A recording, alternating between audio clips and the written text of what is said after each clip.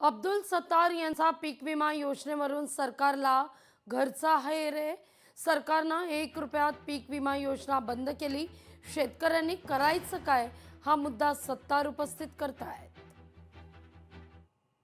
शेतकऱ्याला वाटतं की मला आता पीक विमा मिळणार आहे, परंतु दुर्दैवाने कंपन्याचे लोक जे असतात ते आपला कलेक्टर जो असतो तो आय एस ऑफिसर असतो, क्लास 1 अधिकारी, तहसीलदार, सुपर क्लास 1 अधिकारी असतो, परंतु विमा कंपन्याचे जे लोक आहेत ते कदाचित पाहिलं तर कोणी 12वी पास आहे, कोणी BA फर्स्ट इयरला आहे, कोणी सेकंड इयरला आहे. तर याच्याबद्दल ही आपण थोडा बारकाईने एखादी कमिटी नेमावी आणि एखाद्या कमिटीने नेमल्यानंतर आता प्रधानमंत्री पीक विमा योजना आहे म्हणजे महाराष्ट्र सरकारचा अर्धा, केंद्र सरकारचा अर्धा पैसा आणि शेतकऱ्यांचा हिस्सा, तिन्ही म्हणून आपण जे नुकसान देतोय त्या नुकसानमध्ये त्याचा डिसाईड करण्याचा अधिकार त्या साध्या 5,000 किंवा 7,000 रुपयाचा कर्मचारी करतो.